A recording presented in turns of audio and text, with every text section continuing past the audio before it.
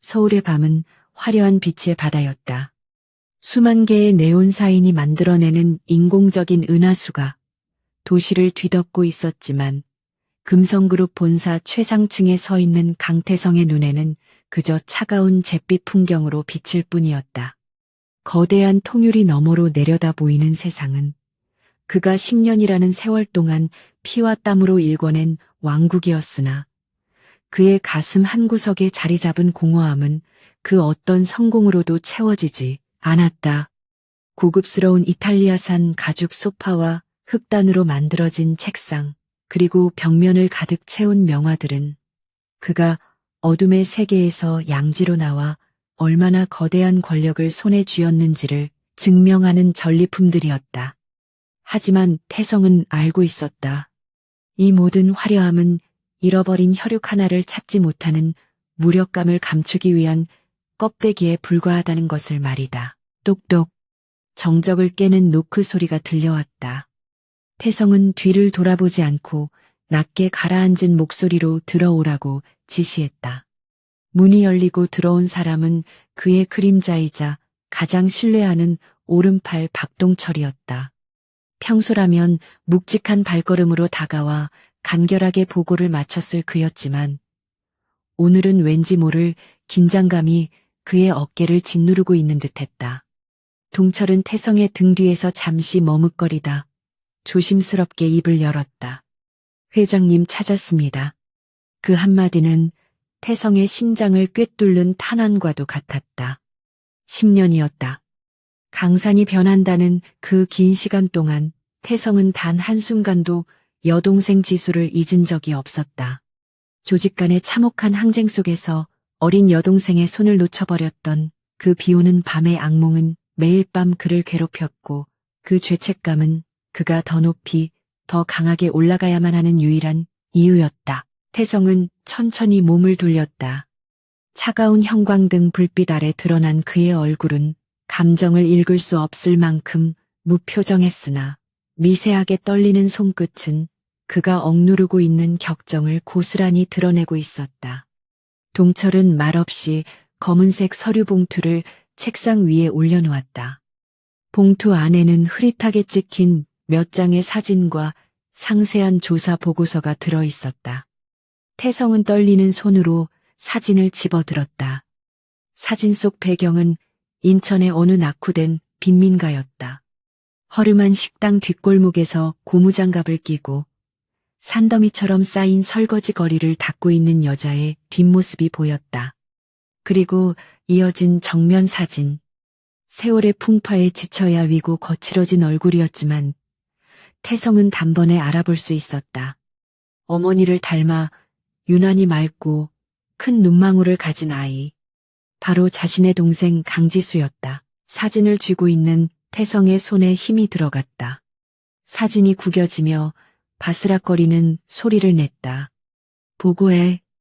태성의 목소리는 지옥에서 울려 퍼지는 듯 낮고 섬뜩했다. 동철은 마른 침을 삼키며 보고를 시작했다. 이름 강지수. 현재 나이 27세. 10년 전 고아원에서 자라다 5년 전 김민재라는 남자와 결혼했습니다.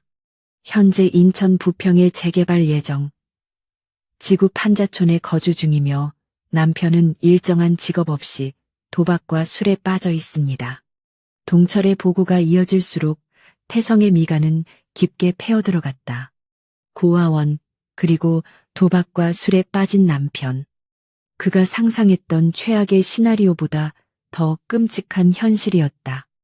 자신이 최고급 펜트하우스에서 와인을 마시며 우아한 척하고 있을 때 동생은 지옥 같은 밑바닥에서 고통받고 있었다는 사실이 그를 견딜 수 없게 만들었다. 지금 당장 간다. 태성은 외투를 챙겨 입을 새도 없이 자리에서 일어났다. 동철은 미리 대기시켜둔 경호팀에게 신호를 보냈고 곧이어 검은색 세단 행렬이 금성그룹 본사를 빠져나가 인천으로 향하는 고속도로를 질주하기 시작했다. 차창 밖으로 스쳐 지나가는 풍경들은 태성의 눈에 들어오지 않았다. 그의 머릿속에는 오직 사진 속 지수의 지친 얼굴만이 가득 찼다. 내가 너무 늦은 건 아닐까. 나를 원망하고 있지는 않을까. 수만 가지의 생각들이 그의 머릿속을 헤집어 놓았다. 1시간 후 그들은 인천의 한 달 동네 입구에 도착했다. 차가 들어갈 수 없을 만큼 좁고 가파른 골목길이 이어져 있어 태성은 차에서 내려 걷기로 했다. 매캐한 연탄 냄새와 음식물 쓰레기 썩는 냄새가 진동하는 골목길은 음산하기 짝이 없었다. 가로등조차 제대로 켜지지 않아 어둠침침한 길을 걸으며 태성은 주먹을 꽉 쥐었다. 이런 곳에서 지수가 살고 있다니. 분노와 슬픔이 뒤섞인 감정이 가슴 밑바닥에서부터 끓어올랐다. 동철과 경호원들이 그의 뒤를 조용히 따랐다. 동네 사람들은 고급 정장을 입은 낯선 사내들의 등장에 겁을 먹고 문을 걸어 잠그거나 틈새로 훔쳐볼 뿐이었다. 마침내 보고서에 적힌 주소지에 도착했다. 다 쓰러져가는 슬레이트 지붕을 얹은 작은 단칸방이었다. 얇은 벽 너머로 남자의 고함과 무언가가 부서지는 소리가 들려왔다. 태성의 발걸음이 멈췄다. 야, 이 여편네야 돈이 없으면 나가서 몸이라도 팔아오란 말이야. 걸걸하고 찢어지는 듯한 남자의 목소리. 뒤이어 여자의 흐느낌 소리가 들렸다. 여보, 제발 이러지 마요. 오늘 번 돈은 쌀 싸는데 다 썼단 말이에요. 지수의 목소리였다. 10년 전보다 훨씬 쉬고 거칠어졌지만 그 애절한 울림은 여전했다. 태성의 이성이 끊어지는 소리가 들리는 듯했다. 당장이라도 문을 박차고 들어가 적에만도 못한 놈의 목을 비틀어 버리고 싶었지만 그는 초인적인 인내심으로 참아냈다. 지금 감정적으로 움직였다가는 지수가 놀라거나 더 큰 상처를 입을 수도 있었다. 그는 동철에게 눈짓을 보냈다. 상황을 파악하고 확실하게 처리하라는 무언의 지시였다. 동철은 고개를 끄덕이며 어둠 속에 몸을 숨긴 채 집안의 동태를 살피기 시작했다. 그때 낡은 철문이 쾅 하고 열리더니 지수가 밖으로 내동댕이 쳐졌다. 시멘트 바닥에 무릎을 받친 그녀가 고통스러운 신음을 흘렸다. 뒤따라 나온 남자는 러닝셔츠 차림의 손에는 소주병을 들고 있었다. 비틀거리며 지수에게 다가간 남자는 그녀의 머리채를 휘어잡았다. 내가 너 같은 거 걷어먹이느라 얼마나 고생하는지 알아.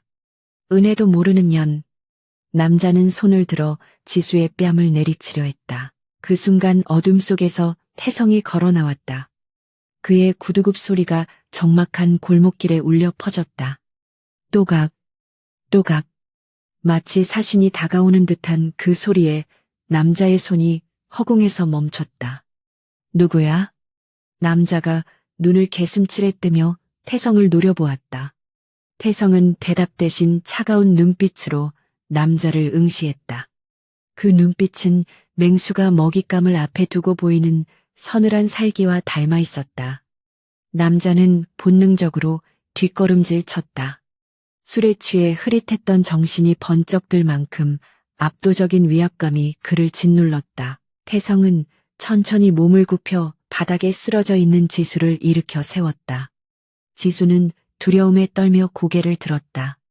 눈물로 얼룩진 그녀의 얼굴이 태성의 시야에 들어왔다. 오빠가 늦어서 미안하다. 태성의 입에서 나온 말은 10년 동안 가슴속에 묻어두었던 참회였다. 지수의 눈동자가 커졌다. 낯선 남자에게서 느껴지는 익숙한 온기. 설마 그녀의 입술이 파르르 떨렸다. 태성 오빠. 믿을 수 없다는 듯 내뱉은 그녀의 목소리에 태성은 가슴이 무너져 내리는 것 같았다. 상황 파악이 안 된 남자가 다시 소리를 지르며 덤벼들려 했다. 이 새끼가 남의 마누라한테 무슨 짓이야. 하지만 그의 손이 태성의 옷자락에 닿기도 전에 어둠 속에서 나타난 동철이 남자의 팔을 꺾어 제압했다. 으아! 남자의 비명소리가 골목을 울렸다. 태성은 지수를 자신의 뒤로 숨기며 차갑게 남자를 내려다보았다. 감히 누구 몸에 손을 대는 거냐. 태성의 목소리는 낮았지만 그 안에 담긴 분노는 화산처럼 뜨거웠다. 태성은 지수의 야윈 어깨를 감싸 안았다. 뼈만 남은 앙상한 어깨가 그의 손에 느껴졌다. 옷 소매 아래로 보이는 거뭇한 멍자국들이 그의 눈을 찔렀다. 이것이 지난 10년의 대가란 말인가. 태성은 이를 악물었다. 오늘 밤 이 쓰레기 같은 놈에게 지옥이 무엇인지 똑똑히 보여주리라 다짐했다. 그는 동철에게 짧게 명령했다. 데려가. 조용히 처리한다. 동철은 남자의 입을 틀어막고 질질 끌고 가기 시작했다. 남자는 발버둥 쳤지만 건장한 경호원들의 힘을 당해낼 재간이 없었다. 지수는 겁에 질려 태성의 옷자락을 꽉 잡았다. 오빠, 그 사람 때리지 마. 무서워. 태성은 지수의 머리를 부드럽게 쓰다듬으며 안심시켰다. 괜찮아. 이제 아무도 널 괴롭히지 못해. 내가 그렇게 만들 거야. 그의 목소리는 더없이 다정했지만 눈빛만은 여전히 차갑게 빛나고 있었다. 태성은 자신의 외투를 벗어 지수에게 덮어주었다. 따뜻한 온기가 지수의 몸을 감쌌다. 그녀는 그제야 긴장이 풀린 듯 태성의 품에 안겨 오열하기 시작했다. 태성은 우는 동생을 안고 맹세했다. 다시는 이 아이의 눈에서 눈물이 나게 하지 않겠다고. 그리고 이 아이를 이렇게 만든 놈들, 그 방관자들. 그리고 10년 전 우리 가족을 파탄냈던 그 모든 원흉들을 찾아내어 철저하게 응징하겠다고. 인천의 밤하늘 아래 형제의 재회는 그렇게 눈물과 분노 속에서 이루어졌다. 이제 강태성의 복수극이 막을 올린 것이다. 검은 세단이 미끄러지듯 골목을 빠져나갔다. 차창 밖으로 스쳐 지나가는 풍경은 여전히 비루하고 남루했지만 차 안의 공기는 완전히 달랐다. 최고급 가죽 시트의 부드러운 감촉과 은은하게 퍼지는 디퓨저 향기. 그리고 적당히 맞춰진 온도는 지수에게 있어 마치 다른 세상에 온 듯한 착각을 불러일으켰다. 그녀는 여전히 태성의 외투를 어깨에 걸친 채 몸을 웅크리고 있었다. 10년 만에 재회한 오빠의 존재가 반가우면서도 한편으로는 너무나 낯설고 두려웠기 때문이다. 기억 속의 오빠는 다정하고 장난기 많은 소년이었는데 지금 그녀 옆에 앉아있는 남자는 감히 쳐다보기조차 힘들 만큼 거대한 위압감을 풍기는 제왕이 되어 있었다. 태성은 말없이 지수의 떨리는 손을 잡아주었다. 거칠고 투박해진 손바닥의 감촉이 그의 가슴을 후벼 팠다. 손톱 밑에는 때가 껴 있었고 손가락 마디마디는 고된 노동으로 인해 굵어져 있었다. 피아노를 치던 그 곱던 손이 어떻게 이렇게 망가질 수 있단 말인가.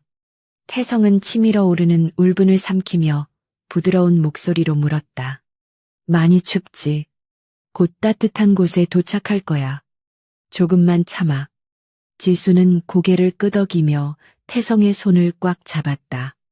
그 온기만이 지금 이 현실이 꿈이 아님을 증명해주는 유일한 동아줄 같았다. 차는 인천을 벗어나 서울로 향하는 고속도로에 진입했다. 도시의 불빛들이 별똥별처럼 뒤로 사라졌다. 운전석에 앉은 경호원은 룸미러로 뒷좌석을 힐끔거리며 눈치를 살폈다. 회장님이 여자를, 그것도 이렇게 남루한 차림의 여자를 차에 태운 것은 처음 있는 일이었다. 하지만 동철의 엄한 지시가 있었기에 아무도 입을 열지 않았다. 차 안에는 타이어가 아스팔트를 긁는 소리와 지수의 가느다란 숨소리만이 감돌았다. 태성은 지수가 안정을 취할 수 있도록 일부러 말을 걸지 않았다. 그저 그녀가 잠들 때까지 묵묵히 곁을 지킬 뿐이었다. 1시간 후 차는 서울 강남의 한 프라이빗 메디컬 센터 지하 주차장에 도착했다. 이곳은 금성그룹이 소유한 비밀 의료시설로 외부에 알려져서는 안 될 VIP들이나 조직원들이 치료를 받는 곳이었다. 미리 연락을 받은 의료진이 대기하고 있었다. 차문이 열리고 태성이 내리자 하얀 가운을 입은 의사들이 허리를 숙여 인사했다. 태성은 그들의 인사를 받는 둥 마는 둥 하며 직접 지수를 부축해 차에서 내렸다.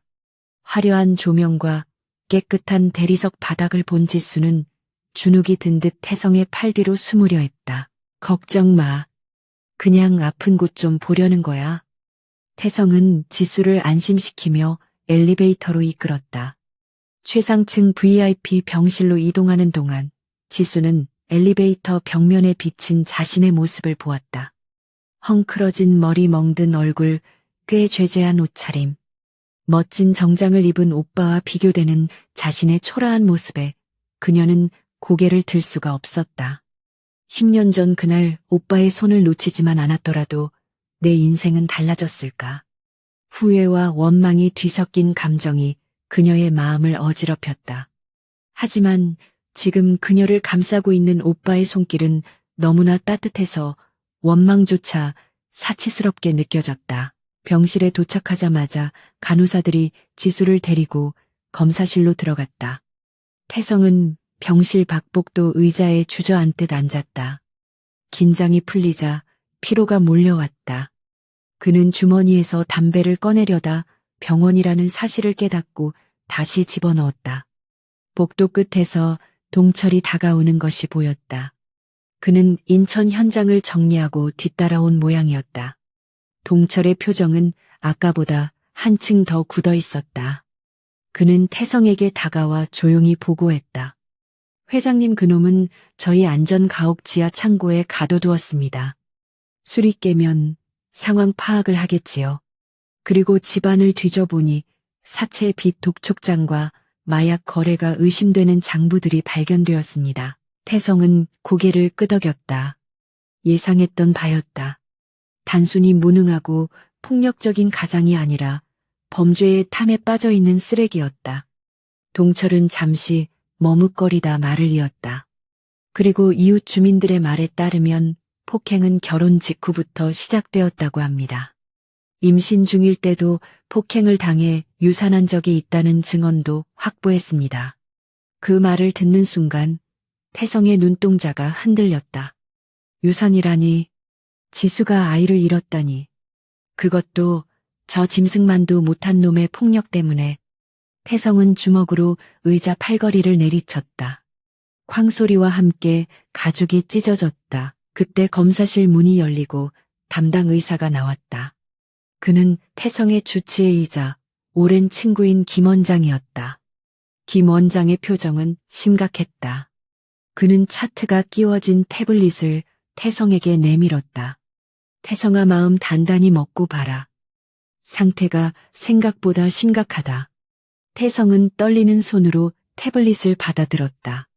화면 가득 채워진 엑스레이 사진과 소견서들이 그의 눈을 어지럽혔다. 늑골 골절 흔적이 3군데나 있었고 팔과 다리에는 낫지 않은 타박상과 화상 자국들이 선명했다. 영양실조로 인한 빈혈 수치는 위험 수준이었으며 무엇보다 심각한 것은 정신적인 외상이었다. 이건 사람 몸이 아니야. 오랫동안 지속적인 폭행과 학대에 노출된 흔적들이야. 특히 머리 쪽의 묵은 상처들은 뇌진탕을 여러 번 겪었다는 증거다. 김 원장의 설명이 이어질수록 태성의 얼굴은 창백하게 질려갔다. 그는 화면 속 지수의 몸에 새겨진 끔찍한 기록들을 보며 숨을 쉬기가 힘들었다. 내가 무슨 짓을 한 거지? 내가 10년 동안 권력을 쳐사 뛰어다니는 동안 내 동생은 매일매일 죽어가고 있었어. 태성은 자신을 용서할 수 없었다. 이 모든 고통은 동생을 지키지 못한 자신의 죄였다. 병실 문이 열리고 깨끗한 환자복으로 갈아입은 지수가 침대에 누운 채 옮겨졌다. 링거 바늘이 꽂힌 그녀의 팔은 앙상에서 부러질 것만 같았다. 진정제를 맞았는지 그녀는 깊은 잠에 빠져 있었다. 태성은 비틀거리는 걸음으로 침대 곁으로 다가갔다. 잠든 지수의 얼굴은 평온해 보였지만 눈가에는 여전히 눈물 자국이 남아 있었다. 그는 조심스럽게 의자를 끌어다 앉아 지수의 얼굴을 하염없이 바라보았다. 10년 전 잃어버렸던 그날의 기억과 지금의 모습이 겹쳐지며 그의 가슴을 난도질했다. 그는 지수의 손을 조심스럽게 잡고 자신의 볼에 갖다 댔다. 차가운 손. 하지만 맥박은 뛰고 있었다. 살아있어줘서 고맙다, 지수야. 정말 고맙다. 태성은 목이 메어 소리 없는 눈물을 흘렸다. 천하의 강태성이 금성그룹의 회장이 부하들 앞에서는 피도 눈물도 없는 냉혈하니 지금 동생의 손을 잡고 아이처럼 울고 있었다. 동철과 김 원장은 조용히 병실을 빠져나가 주었다. 그들에게 필요한 것은 둘만의 시간이라는 것을 알기 때문이었다. 얼마나 시간이 흘렀을까? 지수가 얕은 신음을 내며 눈을 떴다. 낯선 천장, 낯선 냄새. 그녀는 순간적으로 몸을 움찔하며 방어 자세를 취했다. 그러다 자신의 손을 잡고 엎드려 있는 태성을 발견하고는 멈칫했다. 오빠. 갈라진 목소리가 태성을 깨웠다. 태성은 번쩍 고개를 들었다. 깻니 몸은 좀 어때? 아픈 데는 없고. 다급하게 묻는 태성의 모습에 지수는 희미하게 미소를 지었다. 정말 오빠구나. 꿈이 아니었어. 지수는 힘겹게 손을 들어 태성의 얼굴을 만졌다. 오빠 많이 변했네. 멋있어졌어. 그 말에 태성은 억지로 웃어 보였다. 너도 여전히 예쁘다. 우리 지수. 두 사람은 서로를 바라보며 한동안 말을 잇지 못했다. 10년의 공백을 채우기에는 너무나 많은 감정들이 얽혀 있었다. 지수가 먼저 입을 열었다. 미안해 오빠. 기다리지 못하고 도망쳐서 그때 무서워서 어쩔 수가 없었어. 태성은 고개를 저었다. 아니야. 내 잘못이다. 내가 손을 놓지 말았어야 했어. 내가 널 끝까지 지켰어야 했는데. 지수는 눈시울을 붉히며 지난 이야기를 꺼냈다. 고아원에서의 생활 고등학교를 중퇴하고 식당 일을 전전하던 시절. 그리고 김민재를 만나게 된 사연까지. 처음에는 그 사람도 착했어. 나한테 잘해줬고. 근데 사업이 망하고 빚쟁이들한테 쫓기기 시작하면서 변했어. 술만 마시면 때리고 돈을 가져오라고 협박하고. 지수의 고백은 담담했지만 그 내용은 참혹했다. 태성은 묵묵히 그녀의 이야기를 들었다. 들으면 들을수록 김민재라는 놈에 대한 사리가 걷잡을 수 없이 커져갔지만 그는 애써 표정을 관리했다. 이제 다 끝났어. 다시는 그곳으로 돌아가지 않아도 돼. 여기는 안전해. 태성은 확신에 찬 목소리로 말했다. 지수는 불안한 눈빛으로 태성을 보았다. 하지만 그 사람은 어떻게 우리 집도 정리해야 하고 빚도 갚아야 하는데 그녀는 여전히 김민재의 그늘에서 벗어나지 못하고 있었다. 가스라이팅의 전형적인 증세였다. 태성은 단호하게 말했다. 그건 내가 다 알아서 할 거야. 넌 이제 아무 걱정하지 말고 치료받고 건강해지는 것만 생각해. 알겠지. 태성의 강한 어조에 지수는 조금 안심한 듯 고개를 끄덕였다. 피로가 다시 몰려오는지 그녀의 눈꺼풀이 무거워졌다. 좀 더 자. 내가 옆에 있을게. 태성이 이불을 덮어주자 지수는 다시 깊은 잠에 빠져들었다. 태성은 잠든 지수의 얼굴을 한참이나 바라보다가 천천히 자리에서 일어났다. 이제 감상에 젖어 있을 시간은 끝났다. 동생을 이 지경으로 만든 놈에게 합당한 대가를 치르게 할 시간이었다. 그는 병실을 나서며 문 앞에 서 있던 경호원들에게 지시했다. 한시도 눈 떼지 마. 파리 새끼 한 마리도 들이지 말고 무슨 일 생기면 바로 보고해.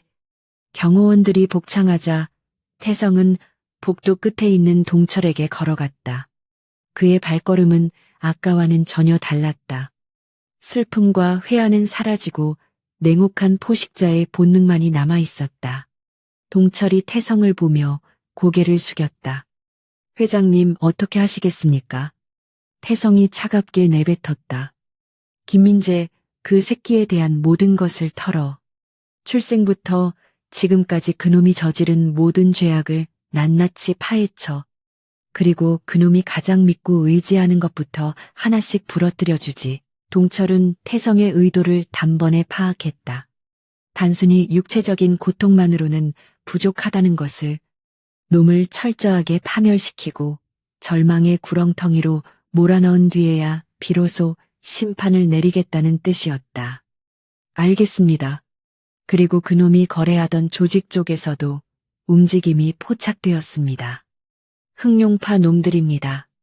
김민재가 그들에게 물건을 넘기기로 되어 있었는데 연락이 두절되자 찾고 있는 모양입니다. 동철의 보고에 태성의 입가에 비릿한 미소가 번졌다. 흑룡파라. 조물애기들이군. 잘 됐어.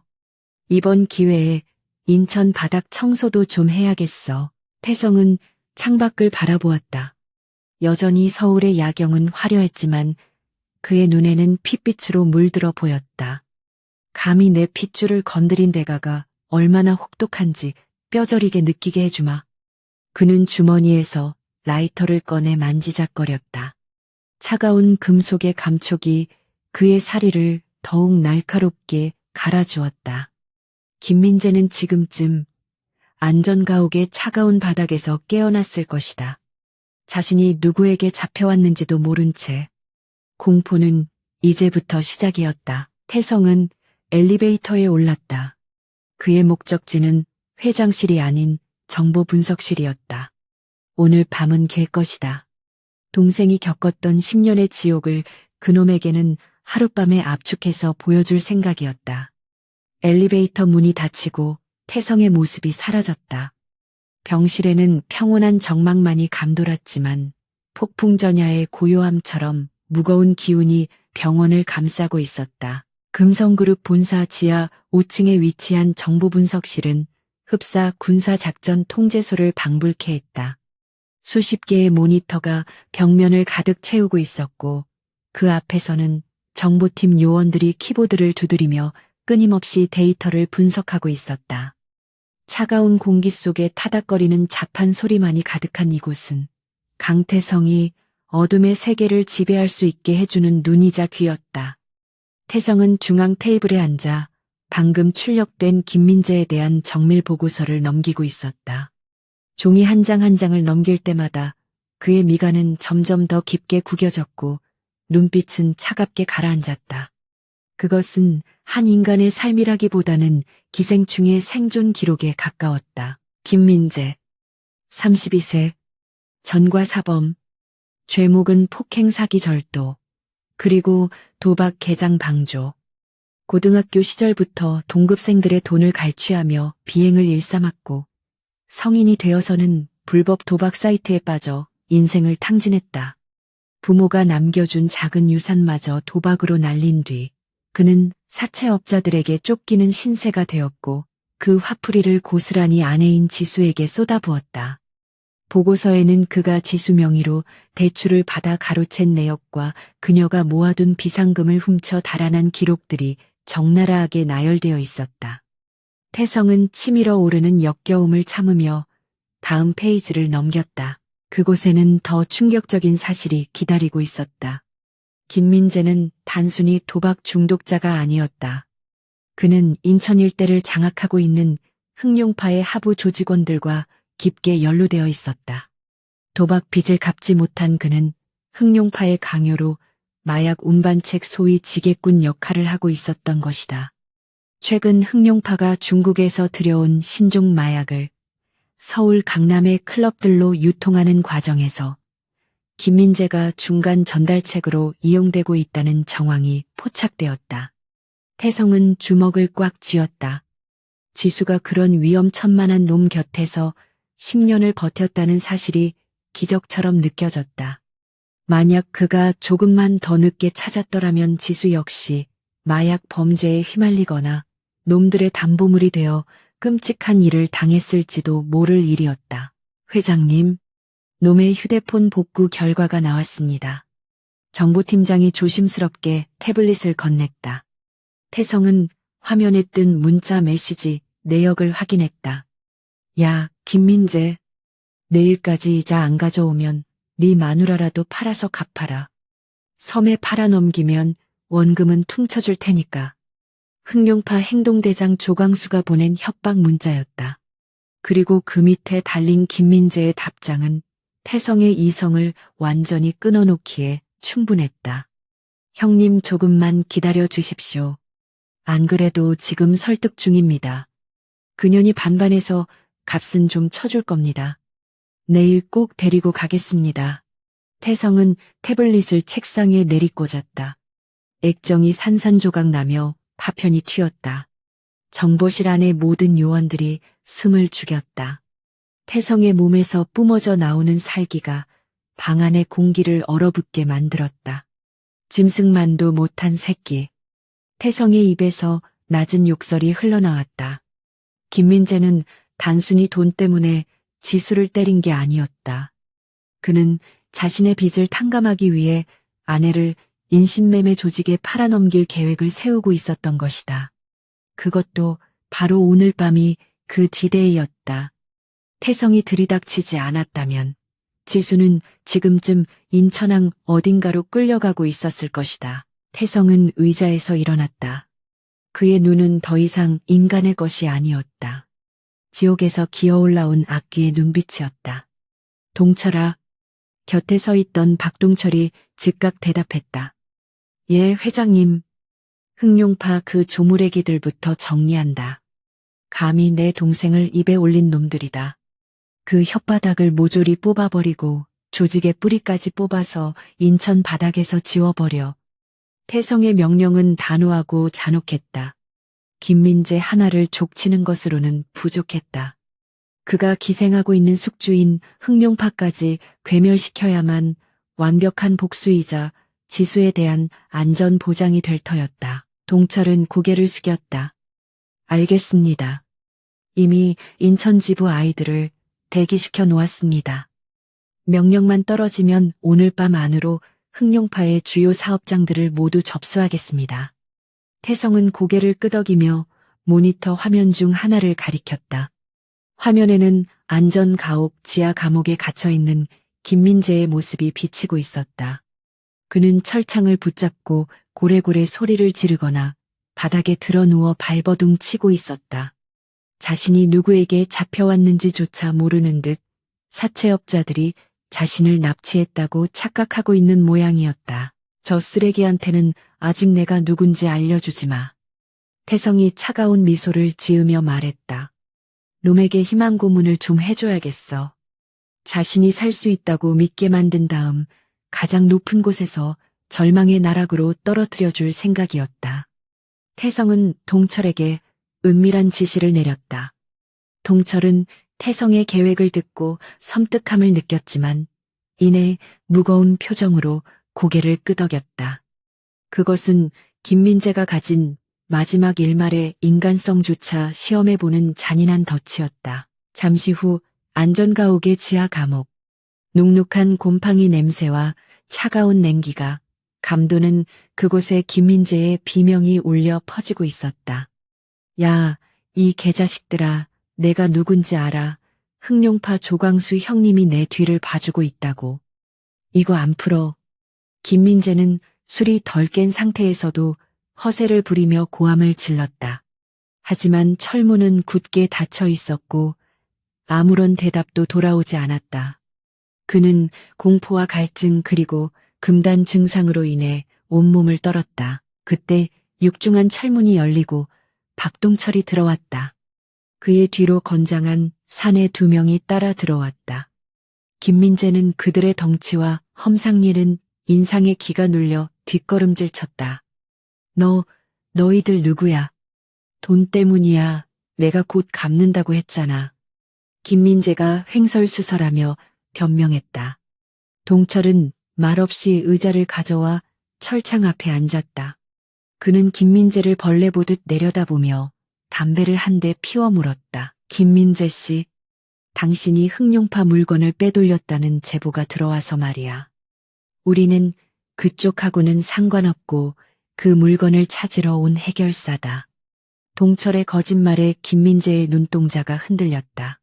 물건이라니요. 전 모르는 일입니다. 전 그냥 심부름만 했을 뿐이에요. 김민재는 살려달라는 듯 철창에 매달렸다. 동철은 연기를 내뿜으며 차갑게 말했다. 거짓말하면 손가락 하나씩 자른다. 우리가 원하는 건 물건 아니면 돈이야. 네가 빚진 5천만 원 지금 당장 갚으면 풀어주지. 5천만 원이라는 말에 김민재의 얼굴이 사색이 되었다. 그에게 그런 큰 돈이 있을 리 만무했다. 제발 봐주십시오. 지금은 돈이 없습니다. 하지만 방법이 있습니다. 제 마누라 그년이 곧 있으면 돈을 좀 만질 겁니다. 아니면 그년을 데려가세요. 반반해서 술집에 넘기면 5천은 좋게 받을 겁니다. 김민재는 살기 위해 서슴없이 아내를 팔아넘기는 제안을 했다. 모니터 너머로 이 장면을 지켜보고 있던 태성의 눈에서 불꽃이 튀었다. 예상은 했지만 막상 육성으로 들으니 사리를 주체하기 힘들었다. 동철조차도 김민재의 파렴치함에 혀를 내둘렀다. 정말 대단한 사랑꾼이시네. 마누라를 담보로 목숨을 구걸하다니. 동철이 비꼬았지만 김민재는 알아듣지 못하고 비굴하게 웃었다. 여자야 또 얻으면 되지만 목숨은 하나지 않습니까? 형님들, 제발 저 좀 살려주십시오. 제가 나가면 흥룡파 형님들한테 말해서 사례도 넉넉히 하겠습니다. 김민재는 바닥에 머리를 토스며 애원했다. 이것으로 증명되었다. 그는 갱생의 여지가 없는 완벽한 폐기물이었다. 동철은 자리에서 일어났다. 담배꽁초를 바닥에 비벼 끄며 김민재에게 말했다. 그래, 네 제안 잘 들었다. 우리 보스께서 이 이야기를 들으면 아주 좋아하시겠어. 곧 널 만나러 오실 거다. 그때까지 목 씻고 기다리고 있어라. 동철은 의미심장한 말을 남기고 감옥을 나갔다. 김민재는 영문도 모른 채 멍하니 닫힌 문을 바라보았다. 뭔가 잘못 돌아가고 있다는 불길한 예감이 들었지만 이미 늦은 뒤였다. 한편 태성은 병원 VIP실에서 잠든 지수의 곁을 지키고 있었다. 지수는 악몽을 꾸는지 식은땀을 흘리며 뒤척였다. 태성은 차가운 물수건으로 그녀의 이마를 닦아주었다. 그의 손길은 한없이 부드러웠지만 머릿속은 김민재를 어떻게 처리할지에 대한 생각으로 가득 차 있었다. 단순한 죽음은 그에게 너무 과분한 잡이었다. 그가 지수에게 주었던 공포와 절망을 수천 배로 돌려주어야만 했다. 회장님, 준비가 끝났습니다. 이어폰을 통해 동철의 보고가 들어왔다. 태성은 자리에서 일어났다. 지수야, 오빠 다녀올게. 금방 올 거야. 그는 잠든 지수의 이마에 가볍게 입을 맞추고 병실을 나섰다. 복도에는 정예 경호원들이 도열해 있었다. 태성은 매무새를 가다듬고 엘리베이터로 향했다. 이제 사냥을 시작할 시간이었다. 인천의 밤을 지배하던 흥룡파와 그 기생충 김민재의 운명이 강태성의 소나기에 쥐어졌다. 차량에 탑승한 태성은 동철에게 지시했다. 흥룡파 본거지부터 친다. 조광수 그놈을 내 앞에 무릎 꿇려. 그리고 김민재 그놈도 끌고 와. 놈이 믿고 있던 뒷배가 어떻게 무너지는지 두 눈으로 똑똑히 보게 해줘야지. 차량 행렬이 다시 어둠 속으로 미끄러져 들어갔다. 이번 목적지는 병원이 아닌 피비린내 나는 응징의 현장이었다. 강태성의 분노는 이제 막 폭발하려는 화라산과도 같았다. 인천항 부두 근처에 위치한 흥룡파의 창고. 이곳은 그들이 밀수품을 보관하고 마약을 소분하는 비밀 아지트였다. 수십 명의 조직원들이 화투를 치거나 술을 마시며 시간을 보내고 있었다. 그들은 자신들의 운명이 곧 끝장날 것이라고는 꿈에도 생각지 못하고 있었다. 갑자기 창고의 거대한 철문이 굉음과 함께 뜯겨져 나갔다. 흙먼지 사이로 검은 정장을 입은 사내들이 물밀듯이 들이닥쳤다. 금성그룹의 정예 행동대인 흑호대였다. 뭐야? 누구냐 너희들? 흥룡파 조직원들이 당황하여 무기를 찾으려 했지만 이미 늦었다. 흑호대원들은 일사불란하게 움직이며 흥룡파 조직원들을 제압해 나갔다. 둔탁한 타격음과 비명소리가 창고 안을 가득 채웠다. 압도적인 무력 차이였다. 불과 10분도 되지 않아 흑룡파의 본거지는 초토화되었다. 바닥에는 피투성이가 된 조직원들이 널브러져 신음하고 있었다. 그 혼란의 중심을 가로지르며 강태성이 걸어 들어왔다. 그는 마치 산책을 나온 사람처럼 여유로운 표정이었지만 그가 내뿜는 패기는 주변을 압도했다. 그의 뒤로 동철이 질질 끌고 온 남자를 바닥에 패대기 쳤다. 흑룡파의 행동대장 조광수였다. 그리고 또 다른 쪽에서는 포대에 쌓인 채 발버둥 치는 김민재가 끌려왔다. 태성은 의자를 가져와 그들 앞에 앉았다. 이제 모든 배우가 무대 위에 모였다. 심판의 막이 오를 차례였다. 인천항의 낡은 창고 안은 비릿한 피냄새와 매캐한 먼지 냄새로 가득 차 있었다. 천장에 매달린 거대한 할로겐 조명이 창백한 빛을 쏟아내며 바닥에 널브러진 흑룡파 조직원들의 처참한 몰골을 비췄다. 방금 전까지 이곳을 지배하던 폭력의 기운은 금성그룹, 흑호대의 압도적인 무력 앞에 흔적도 없이 사라졌다. 강태성은 창고 중앙에 놓인 가죽 의자에 다리를 꼬고 앉아 자신의 발밑에 무릎 꿇린 조광수를 싸늘하게 내려다보았다. 한때 인천 뒷골목을 호령하던 흑룡파 행동대장 조광수의 얼굴은 형체를 알아볼 수 없을 만큼 일그러져 있었고 입가에서는 끊임없이 핏물이 흘러내렸다.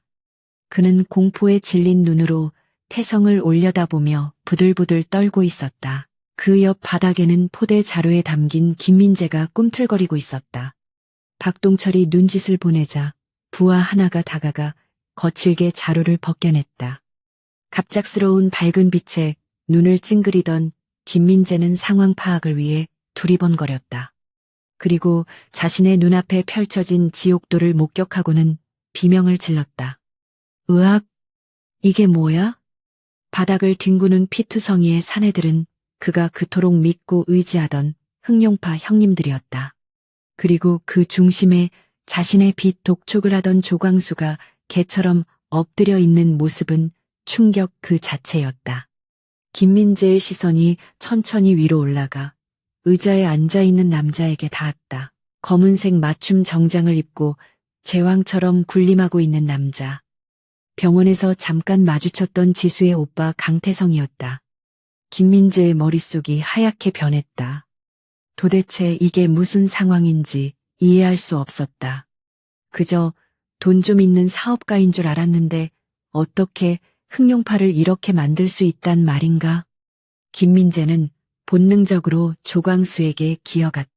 형님, 이게 어떻게 된 일입니까? 이 사람들 뭡니까? 형님이 좀 해결해 주세요. 김민재가 조광수의 바짓가랑이를 잡고 애원했다. 하지만 돌아온 것은 조광수의 거친 발길질이었다. 이 빌어먹을 새끼야. 저리 비켜. 너 때문에 우리 조직이 다 박살났어. 조광수는 피 섞인 침을 뱉으며 김민재를 걷어찼다. 네가 건드린 그 여자가 누군지 알아. 금성그룹 강태성 회장의 친동생이야. 이 미친놈아. 조광수의 절규에 가까운 외침이 창고 안에 울려 퍼졌다. 김민재는 귀를 의심했다. 금성그룹. 대한민국 사람이라면 모르는 사람이 없는 그 거대 기업. 그곳의 회장이 지수의 오빠라고. 김민재의 입이 딱 벌어졌다. 10년 동안 고아인 줄 알고 무시하며 부려먹었던 아내가 재벌 회장의 동생이었다니. 태성은 천천히 자리에서 일어났다. 구두굽 소리가 김민재의 심장을 짓밟는 듯했다. 태성이 다가오자 김민재는 엉덩이 걸음으로 뒷걸음질 쳤다. 공포로 인해 괄약근이 풀릴 지경이었다. 태성은 김민재 앞에 쪼그리고 앉아 그의 눈을 똑바로 응시했다. 김민재, 내 동생 지수 남편이라지. 태성의 목소리는 소름 끼칠 정도로 부드러웠다. 김민재는 그제야 살 길을 찾았다는 듯이 표정을 바꿨다. 처형님. 아이고 처형님 몰라 뵀습니다. 제가 죽을 죄를 지었습니다. 지수 남편입니다. 제가 바로 매제입니다. 김민재는 비굴하게 웃으며 태성의 바짓단을 잡으려 했다. 하지만 태성의 표정은 변하지 않았다. 뇌제라. 감히 내 놈 입에서 나올 단어가 아닌 것 같은데. 태성은 김민재의 손등을 구둣발로 지그시 밟았다. 으악. 김민재의 비명이 터져 나왔다. 뼈가 으스러지는 듯한 고통이 손을 타고 전해졌다. 태성은 힘을 주어 짓누르며 말했다. 이 손인가? 내 동생을 때린 게. 아니면 이 손인가? 태성은 반대쪽 손도 밟으려 시를 했다. 김민재는 고통과 공포에 질려 바닥에 머리를 대시며 빌었다. 잘못했습니다. 다시는 안 그러겠습니다. 제발 살려만 주십시오. 태성은 싸늘한 눈빛으로 김민재를 내려다보며 말했다. 살려달라. 내 동생도 너한테 그렇게 빌었겠지. 매일 밤 너의 폭력 앞에서 살려달라고 빌었을 거야. 그런데 너는 멈추지 않았지. 태성은 발을 떼고 조광수에게 시선을 돌렸다. 조광수는 바닥에 납작 엎드려 살려만 달라고 읍소했다. 회장님, 저는 정말 몰랐습니다. 저놈이 시키는 대로 했을 뿐입니다. 한 번만 자비를 베풀어 주십시오. 태성은 동철에게 손짓했다. 인천 바닥에서 흑룡파라는 이름은 오늘부로 지운다. 관련된 놈들 싹 다 경찰에 넘겨 마약 장부랑 밀수 증거들 같이 보내서 평생 감옥에서 썩게 만들어. 동철이 우렁차게 대답했다. 알겠습니다, 회장님. 흑호대원들이 움직이기 시작했다. 조광수와 조직원들은 질질 끌려나가며 절망적인 비명을 질렀다. 김민재는 자신의 뒷배가 허무하게 무너지는 것을 보며 사시나무 떨듯 떨었다. 이제 남은 건 자신뿐이었다. 태성은 김민재를 향해 다시 다가갔다. 너는 경찰에 넘기기엔 너무 아까워. 법은 너 같은 놈한테 너무 관대하거든. 태성은 김민재의 멱살을 잡고 들어 올렸다. 넌 내 방식대로 심판한다. 태성은 김민재를 다시 자루에 쳐넣으라고 지시했다. 놈을 내 사무실로 데려가. 아주 특별한 자리를 마련해뒀으니까. 김민재는 살려달라고 울부짖었지만 자루 속에 갇혀 어둠 속으로 사라졌다. 창고 안은 다시 고요해졌다. 태성은 피 묻은 장갑을 벗어던지고 깊은 한숨을 내쉬었다. 1차전은 끝났다. 흑룡파는 괴멸되었고 김민재의 도주로는 모두 차단되었다. 이제 남은 것은 지수의 마음을 추스르고 놈에게 마지막 판결을 내리는 일뿐이었다. 태성은 차에 올라타 다시 병원으로 향했다. 복수의 현장에서 묻은 피비린내를 지수에게 맡게 하고 싶지 않았다. 그는 차 안에서 옷을 갈아입고 향수를 뿌려 냄새를 지웠다. 새벽이 다가오고 있었지만 도시는 여전히 깨어 있었다. 태성은 차창 밖을 보며 생각에 잠겼다. 지수가 깨어나면 이 모든 상황을 어떻게 설명해야 할까? 그녀가 받을 충격을 최소화하면서도 놈과의 악연을 끊어내야 했다. 병원에 도착한 태성은 지수의 병실로 들어갔다. 지수는 깨어 있었다. 침대 헤드에 기대어 창밖을 바라보고 있는 그녀의 뒷모습이 한없이 작고 위태로워 보였다. 지수야. 태성이 조용히 부르자 그녀가 깜짝 놀라며 돌아보았다. 오빠. 왔어. 지수의 눈가가 붉은 것을 보니 혼자 울고 있었던 모양이었다. 태성은 다가가 그녀의 손을 잡았다. 왜 안 자고 있었어? 어디 아픈 거야? 지수는 고개를 저었다. 아니야. 그냥 잠이 안 와서. 오빠, 그 사람은 민재 씨는 어떻게 됐어? 지수는 여전히 김민재를 걱정하고 있었다. 10년 동안 당한 세뇌와 공포는 쉽게 사라지지 않는 법이었다. 혹시라도 태성이 김민재를 해칠까봐, 아니면 김민재가 보복할까봐 두려워하는 눈치였다. 태성은 지수의 눈을 맞추며 부드럽게 말했다. 걱정 마. 그 사람은 이제 널 괴롭히지 못해. 내가 다 해결했어. 빚도 다 갚았고 그 깡패들도 다 정리했어. 지수의 눈이 커졌다. 정말 정말 빚을 다 갚았어. 그 큰 돈을 어떻게. 그녀에게 5천만 원은 평생 갚아도 못 갚을 천문학적인 액수였다. 태성은 씁쓸한 미소를 지었다. 오빠 돈 많아. 그러니까 돈 걱정은 하지 마. 이제 넌 자유야. 그 지옥 같은 집으로 돌아가지 않아도 돼. 지수는 안도감과 함께 밀려오는 허탈감에 다시 눈물을 흘렸다. 그렇게 무섭고 힘들었던 빚 문제가 오빠의 말 한마디에 해결되었다는 사실이 믿기지 않았다. 하지만 그 사람은 지금 어디 있어? 오빠가 때리거나 한 건 아니지. 지수는 여전히 불안해했다. 태성은 잠시 망설이다가 거짓말을 했다. 아니야. 안전한 곳에 있어. 내일 아침에 너랑 이야기하게 해줄게. 그때 너의 결정을 말하면 돼. 이혼하고 싶으면 이혼하고 그 사람과 끝내고 싶으면 끝내. 내가 다 도와줄게. 태성은 지수가 스스로의 의지로 김민재를 끊어내기를 바랐다. 그것이 그녀가 트라우마를 극복하는 첫걸음이 될 것이라 믿었다. 지수는 고개를 끄덕였다. 알겠어. 오빠 고마워. 정말 고마워. 지수는 태성의 품에 안겨 흐느꼈다. 태성은 그녀의 등을 토닥이며 다짐했다. 내일이 지나면 너는 완전히 새로운 삶을 살게 될 거야. 내가 그렇게 만들 거야. 태성은 지수가 다시 잠들 때까지 곁을 지켰다. 그녀의 숨소리가 고르게 변하자 태성은 조용히 병실을 빠져나왔다. 복도에는 동철이 대기하고 있었다. 회장님 준비됐습니다. 노물 본사 펜트하우스 집무실로 옮겼습니다. 태성의 눈빛이 다시 차갑게 변했다. 지수 앞에서의 다정한 오빠는 사라지고 냉혹한 심판관 강태성이 돌아왔다. 가자. 끝을 내야지. 태성의 발걸음은 거침이 없었다. 이제 김민재는 자신의 운명을 마주하게 될 것이다. 그 운명은 태성이 내리는 자비 없는 판결에 달려 있었다. 동이 트기 시작하는 서울의 하늘. 붉은 여명이 빌딩 숲 사이로 스며들고 있었다. 하지만 금성그룹 본사 최상층에는 여전히 짙은 어둠이 깔려 있었다. 김민재는 그 어둠 속에서 무릎 꿇린 채 자신의 생사가 걸린 마지막 재판을 기다리고 있었다. 태성은 엘리베이터를 타고 펜트하우스로 올라갔다. 숫자가 바뀔 때마다 그의 심장 박동은 차분하게 가라앉았다.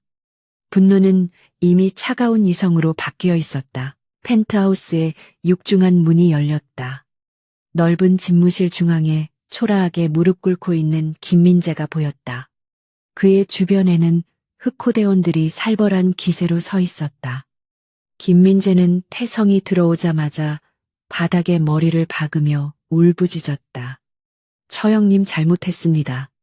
살려주십시오. 한 번만 용서해 주십시오.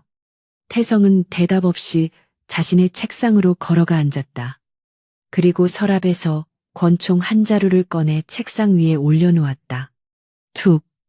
금속과 나무가 부딪히는 둔탁한 소리가 방 안의 공기를 얼어붙게 만들었다. 김민재의 눈이 권총에 고정되었다. 숨이 턱 막히는 공포. 태성은 천천히 입을 열었다. 김민재, 네가 지수에게 한 짓은 죽어 마땅하다. 하지만 지수가 널 살려달라고 하더군. 그 착해 빠진 아이가 자기를 때린 놈을 걱정하고 있어. 태성의 목소리에는 경멸과 분노가 뒤섞여 있었다. 김민재는 희망의 빛을 본 듯 고개를 들었다. 지지수가요. 역시 내 마누라야. 처형님 지수 봐서라도 제발 닥쳐. 태성이 낮게 으르렁거렸다. 지수가 널 용서한다고 해서 내가 널 용서한 건 아니야. 난 오늘 널 여기서 죽여서 바다에 던져버릴 생각이었다. 하지만 지수의 눈물이 내 발목을 잡는군. 태성은 권총을 만지작거렸다. 선택지를 주지. 네가 살 수 있는 유일한 길이다. 태성의 제안에 김민재는 침을 꿀꺽 삼켰다. 무엇이든 하겠습니다. 시키는 대로 다 하겠습니다. 태성은 책상 위에 있는 서류 한 장을 밀었다. 이혼 서류였다. 여기에 도장을 찍어. 그리고 위자료나 재산 분할 따위는 꿈도 꾸지 마. 대신 내가 너의 빚 5천만 원은 갚아주지. 그리고 덤으로 태성은 잠시 말을 멈추고 김민재를 쏘아보았다. 네 목숨값으로 1억을 주겠다. 그 돈을 가지고 이 나라를 떠나. 다시는 내 눈앞에 그리고 지수 앞에 나타나지 마. 만약 한국 땅에서 네 그림자라도 발견되는 날에는 태성은 권총을 들어 김민재의 이마를 겨냥했다.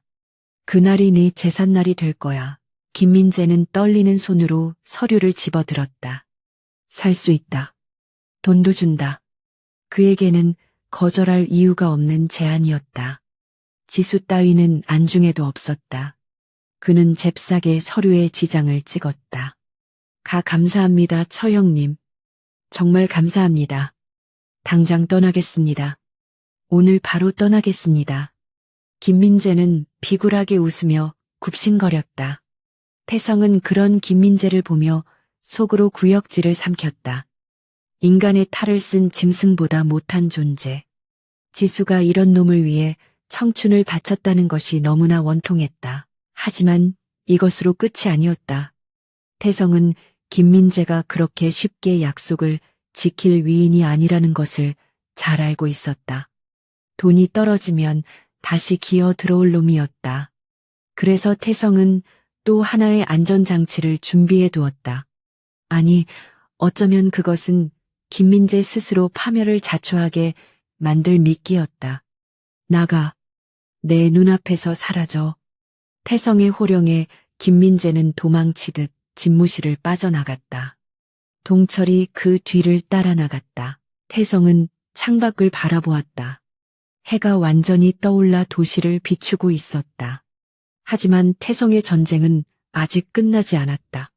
김민재가 공항으로 가는 길에 무슨 짓을 할지, 그리고 그가 떠난 뒤 지수가 겪을 후유증을 어떻게 치유할지, 태성에게는 풀어야 할 숙제들이 산더미처럼 남아 있었다. 하지만 한 가지 확실한 것은 이제 지수를 지키는 방패가 생겼다는 것이다. 강태성이라는 절대 부서지지 않는 강철 방패가. 금성그룹 본사 1층 로비의 회전문이 돌아가는 소리가 유난히 크게 들렸다. 김민재는 품 안에 1억 원짜리 수표가 든 봉투를 꽉 쥐고 있었다. 식은땀이 등을 타고 흘러내렸지만 입가에는 비릿한 웃음이 걸려 있었다. 그는 자신이 호랑이 굴에서 살아 돌아왔다는 사실에 안도하면서도 그 짧은 순간에 또 다른 욕망을 품었다. 엘리베이터가 닫히자마자 그는 박동철의 눈을 피해 몰래 숨겨두었던 대포폰을 꺼냈다.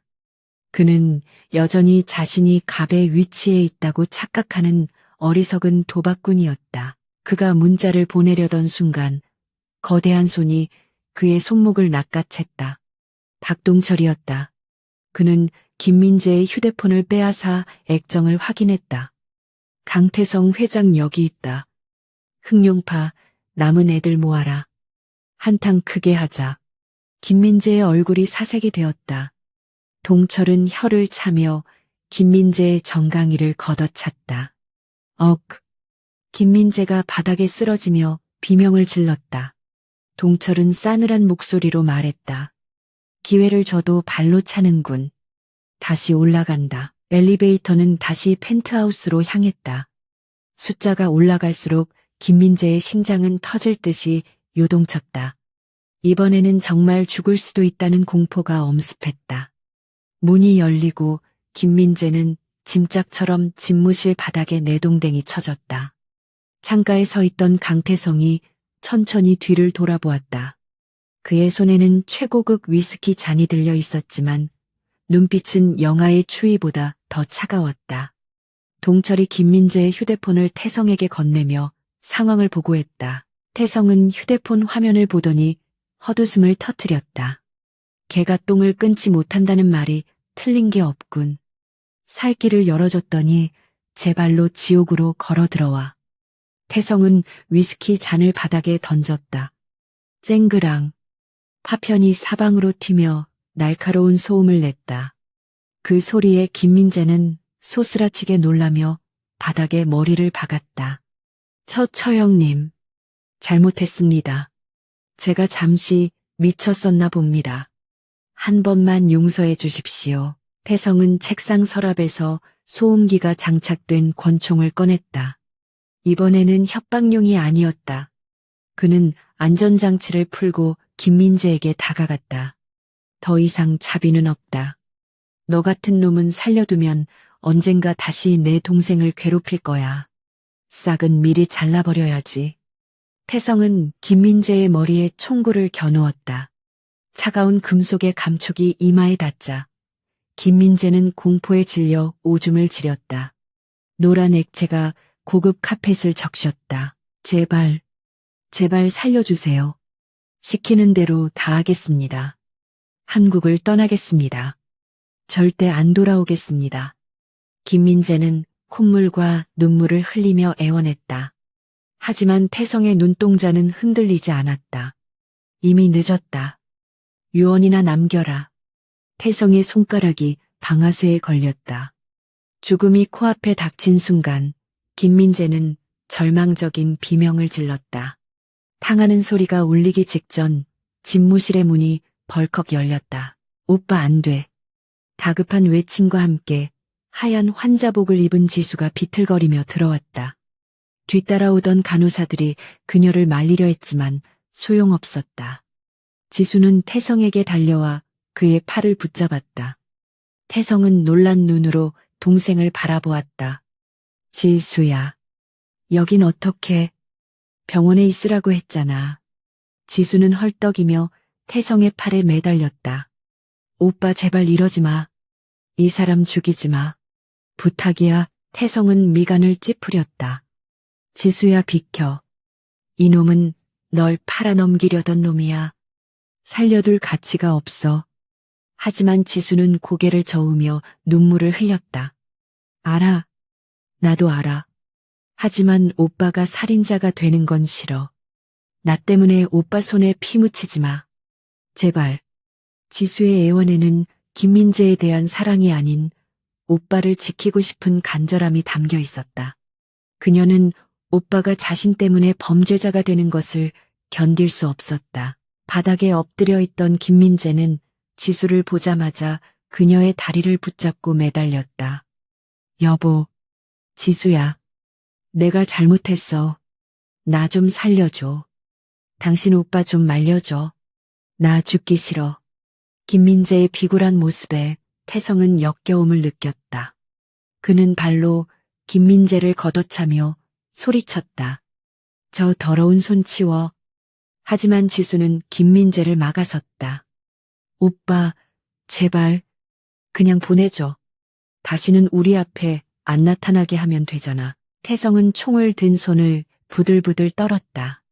당장이라도 방아쇠를 당겨 저놈의 머리통을 날려버리고 싶었지만 눈물 범벅이 된 지수의 얼굴을 보니 차마 그럴 수가 없었다.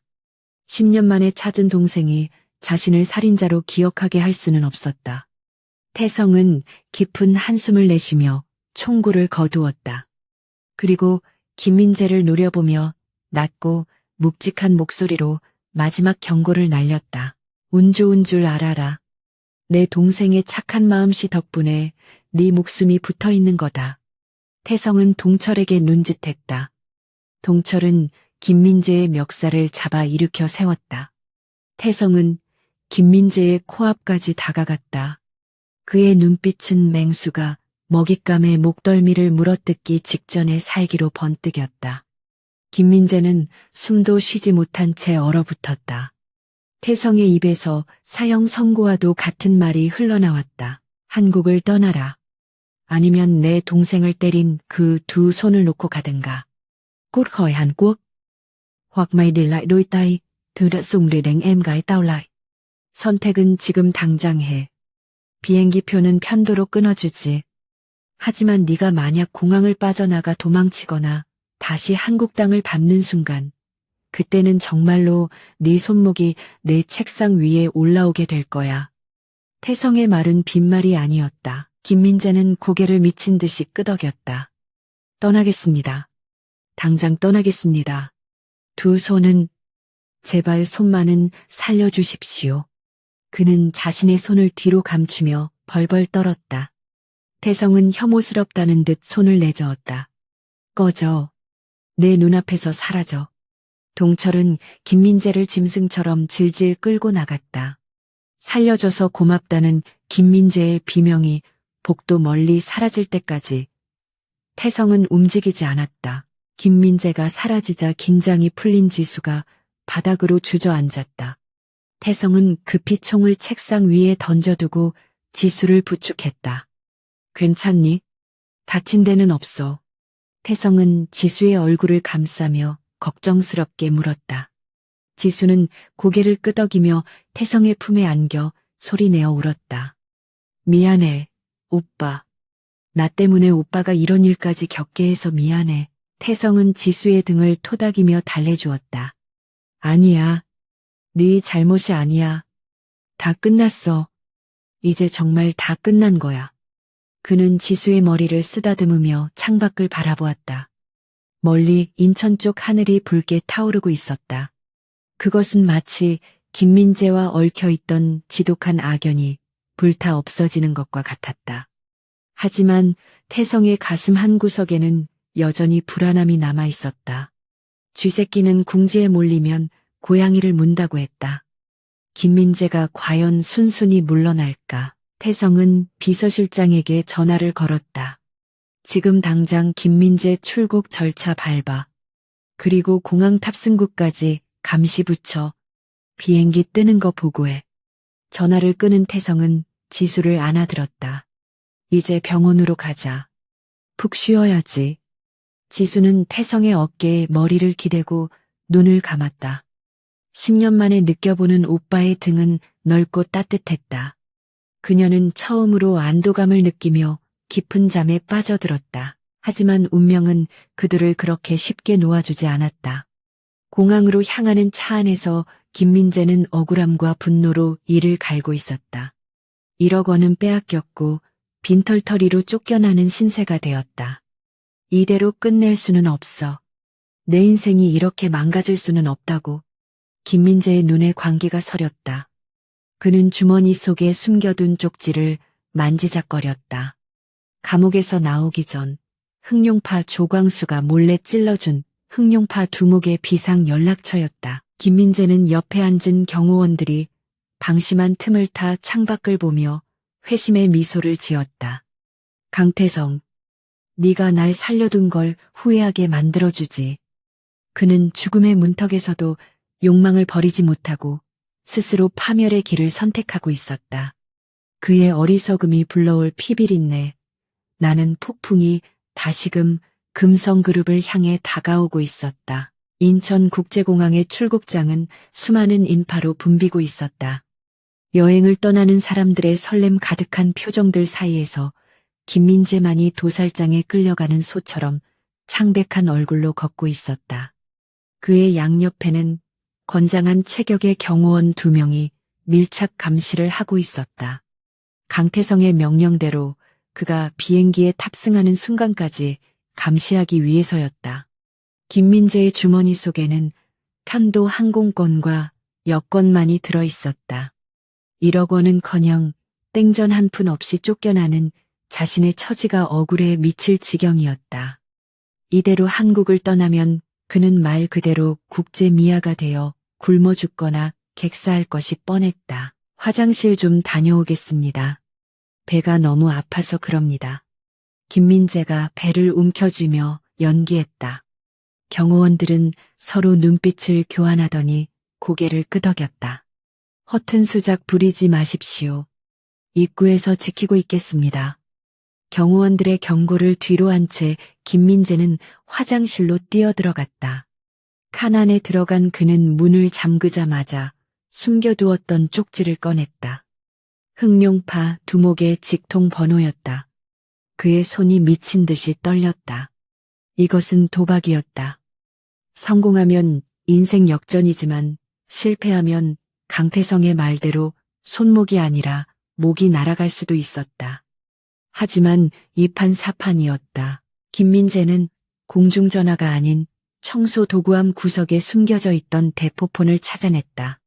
지난번 공항에 왔을 때 브로커가 숨겨둔 비상 연락망이었다. 신호음이 몇 번 울리고 걸걸한 목소리가 들려왔다. 누구냐? 김민재는 침을 꼴깍 삼키며 말했다. 저 김민재입니다. 조광수 형님이랑 일했던 회장님 강태성을 잡을 기회가 있습니다. 제가 그놈의 약점을 알고 있습니다. 수화기 너머에서 침묵이 흘렀다. 흥룡파 역시 인천 지부가 박살난 일로 강태성에게 이를 갈고 있던 차였다. 거래를 하시죠. 강태성의 목리. 그놈 여동생이 있는 곳을 알려드리겠습니다. 통화를 마친 김민재의 얼굴에는 광기 어린 미소가 번졌다. 흥룡파 본대는 인천 지부와는 차원이 다른 규모였다. 서울을 거점으로 활동하는 그들은 중화기로 무장한 살인 청부업자들을 거느리고 있었다. 김민재는 화장실 환풍구를 뜯어내고 미리 파악해둔 개구멍으로 몸을 피했다. 경호원들이 그가 없어진 것을 알아차렸을 때는 이미 김민재가 흥룡파가 보낸 검은색 승합차에 올라타 공항을 빠져나간 뒤였다. 차 안에서 김민재는 승리의 쾌감에 젖어 웃음을 터뜨렸다. 강태성, 내가 나를 죽이지 않은 걸 뼈저리게 후회하게 해주마. 한편 강태성은 지수를 데리고 경기도 양평의 깊은 산속에 위치한 별장으로 이동해 있었다. 이곳은 금성그룹이 소유한 안전가옥 중에서도 최상위 보안 등급을 자랑하는 요새였다. 울창한 숲으로 둘러싸여 외부의 시선이 차단된 이곳에서 태성은 지수가 안정을 되찾기를 바랐다. 벽난로에는 장작이 타닥거리며 타고 있었고 따뜻한 온기가 거실을 채웠다. 지수는 소파에 앉아 따뜻한 코코아를 마시며 창밖의 설경을 바라보고 있었다. 오빠, 여기 정말 좋다. 조용하고 평화로워. 지수의 얼굴에는 오랜만에 편안한 미소가 걸려 있었다. 태성은 그런 동생을 흐뭇하게 바라보며 과일을 깎았다. 다행이다. 당분간은 여기서 푹 쉬어. 필요한 건 뭐든 말하고. 태성은 지수가 김민재의 악몽에서 벗어나고 있는 것 같아 안심했다. 김민재가 출국했다는 보고만 들어오면 모든 것이 완벽하게 마무리될 것이라고 믿었다. 하지만 그때 태성의 주머니 속 휴대폰이 요란하게 울렸다. 박동철이었다. 회장님, 큰일 났습니다. 김민재 그 새끼가 공항에서 사라졌습니다. 화장실 환풍구를 뜯고 도주했습니다. 그리고 정보망에 따르면 흥룡파 서울 본대가 움직이기 시작했습니다. 목표는 양평인 것 같습니다. 태성의 표정이 순식간에 굳어졌다. 사과를 깎던 칼이 멈췄다. 김민재, 이 쥐새끼 같은 놈이 기어코 선을 넘었구나. 태성은 직감적으로 놈이 흥룡파에게 이곳의 위치를 팔아넘겼음을 알았다. 이곳은 김민재가 알 수 없는 곳이었지만 지수의 휴대폰 위치 추적이나 차량 미행을 통해 알아냈을 가능성이 컸다. 태성은 즉시 자리에서 일어났다. 지수야, 일어나. 우리 나가야 해. 태성의 다급한 목소리에 지수가 놀란 눈으로 쳐다봤다. 무슨 일이야?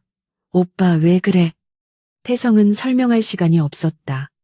놈들이 오고 있었다. 그것도 단순한 깡패들이 아니라 중무장한 살수들이었다.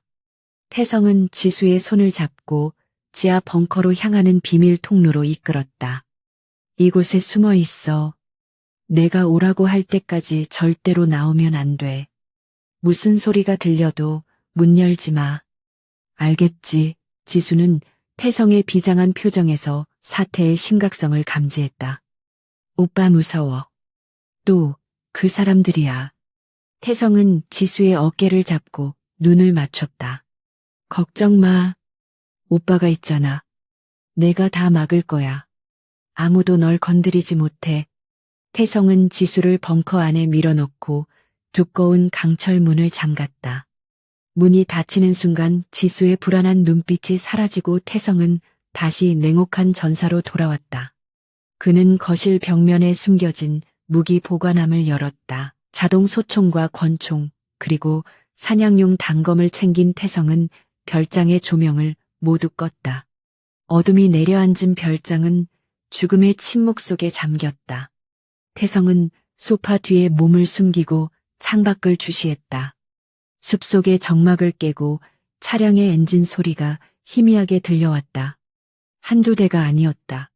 최소 5대 이상의 차량이 별장을 향해 접근하고 있었다. 태성은 무전기를 통해 외곽 경비팀에게 지시했다. 적들이 온다. 전원 사살해라. 봐주지 마라. 곧이어 숲속에서 총성이 울려 퍼졌다. 타탕, 타타탕. 외곽 경비팀과 흑룡파 선발대의 교전이 시작되었다. 하지만 흑룡파의 화력이 압도적이었다. 경비팀의 비명소리가 무전기를 통해 들려오다 끊겼다. 태성은 이를 악물었다.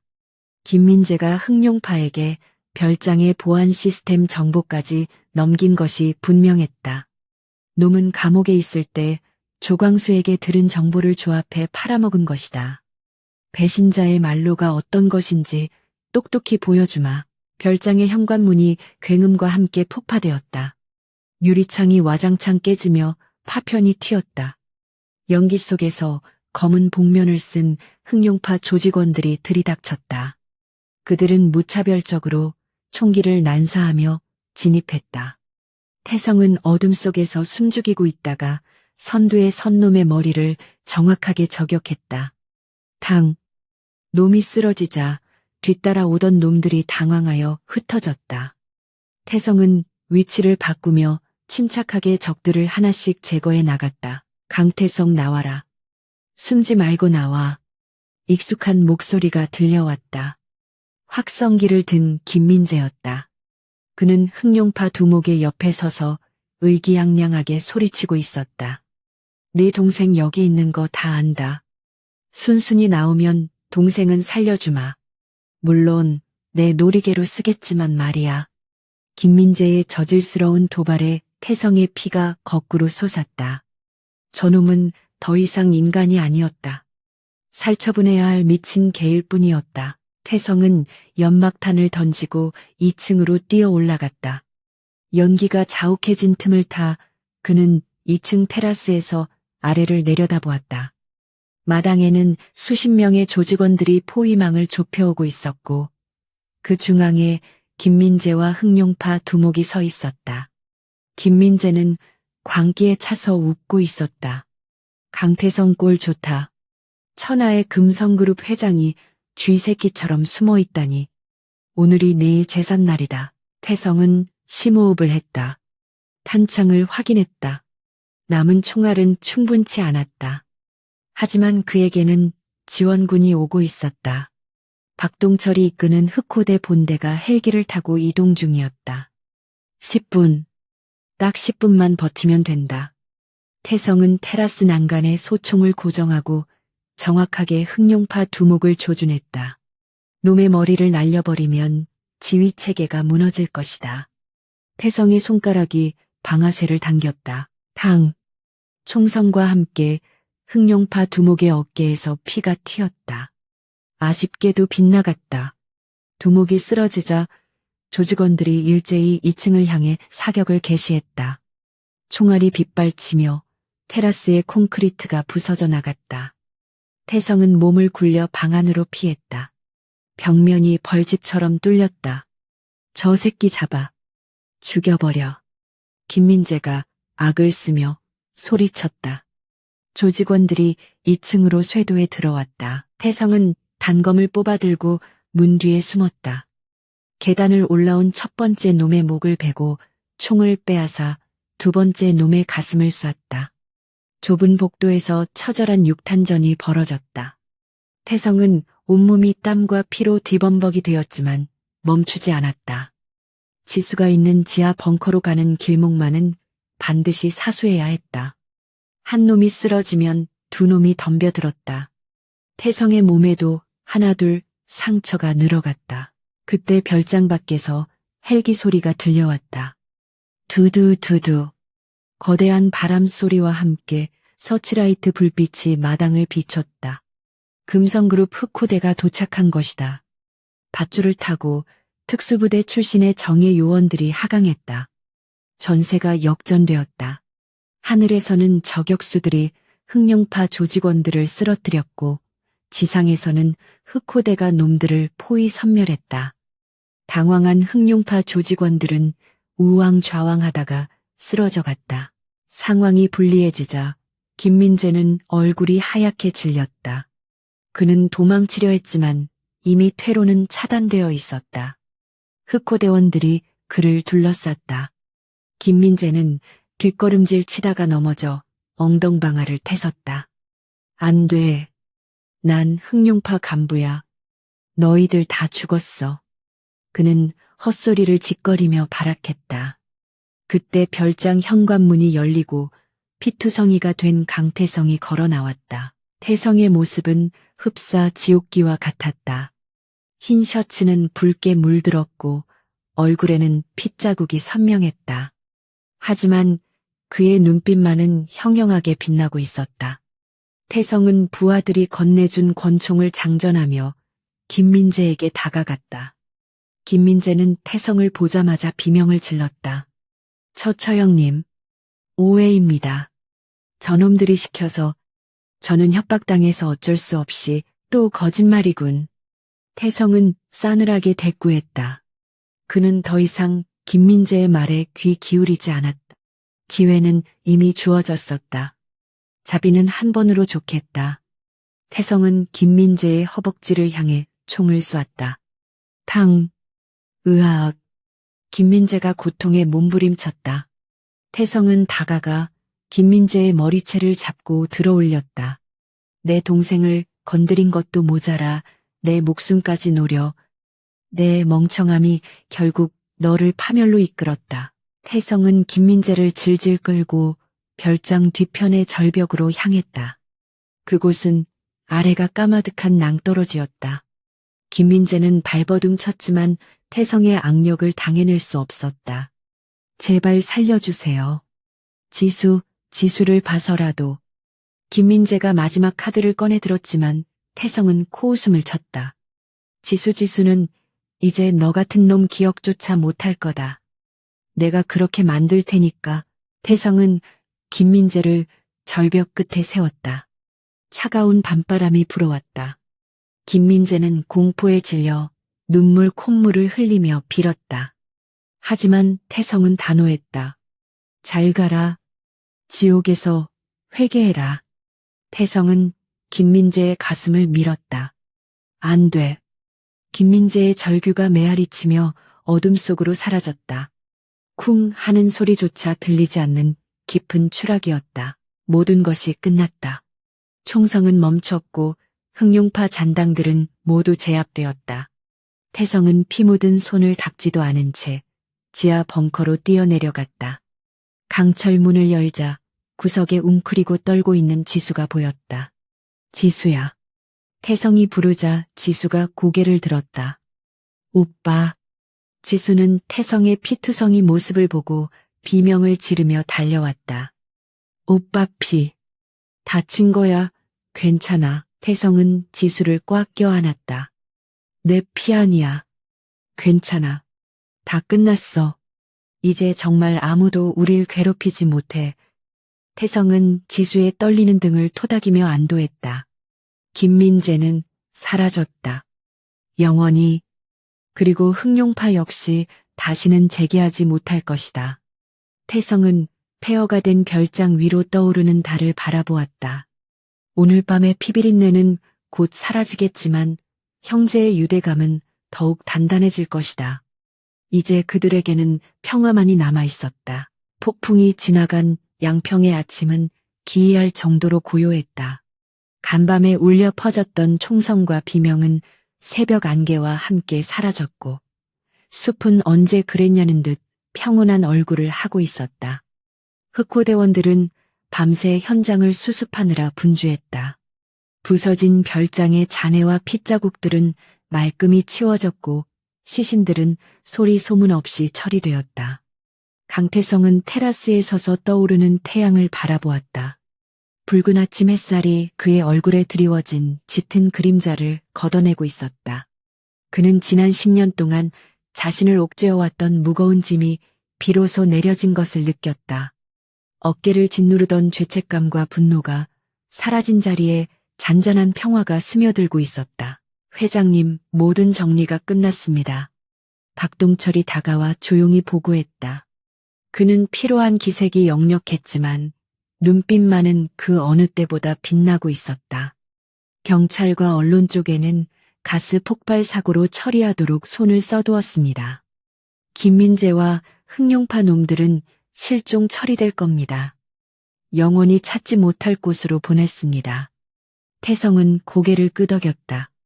김민재의 마지막 모습이 떠올랐지만 그는 애써 그 기억을 지워버렸다. 그놈은 스스로 선택한 길을 갔을 뿐이다. 동정할 가치조차 없는 인간이었다. 태성은 지하 벙커로 내려갔다. 지수는 소파에 웅크린 채 잠들어 있었다. 악몽을 꾸는지 미간을 찌푸리고 있었지만 색색거리는 숨소리는 규칙적이었다. 태성은 조심스럽게 다가가 그녀의 머리카락을 쓸어 넘겼다. 이제는 정말 끝났다, 지수야. 태성은 잠든 동생의 손을 잡고 속삭였다. 그녀의 손등에 난 상처들이 마음을 아프게 했지만 이제부터는 그 어떤 상처도 나게 하지 않을 것이라고 다짐했다. 그는 지수를 안아 올려 차에 태웠다. 이제 집으로 돌아갈 시간이었다. 계절이 바뀌어 어느덧 봄이 찾아왔다. 금성그룹 본사 펜트하우스의 정원에는 벚꽃이 만개해 있었다. 따스한 봄바람이 불어와 꽃잎을 흩날렸다. 태성은 정원 테이블에 앉아 차를 마시며 서류를 검토하고 있었다. 하지만 그의 시선은 자꾸만 정원 한쪽에서 꽃꽂이에 열중하고 있는 지수에게로 향했다. 지난 몇 달간 지수는 놀라울 정도로 회복되었다. 최고의 의료진과 심리 상담사들의 도움으로 그녀는 몸과 마음의 상처를 치유해 나갔다. 야위었던 볼에는 살이 올랐고 멍자국이 가득했던 피부는 다시 생기를 되찾았다. 오빠, 이것 봐. 예쁘지? 지수가 완성된 꽃바구니를 들고 환하게 웃으며 다가왔다. 태성은 서류를 덮고 미소를 지었다. 정말 예쁘네. 우리 지수 솜씨가 대단한데. 지수는 쑥스러운 듯 웃으며 태성의 맞은편에 앉았다.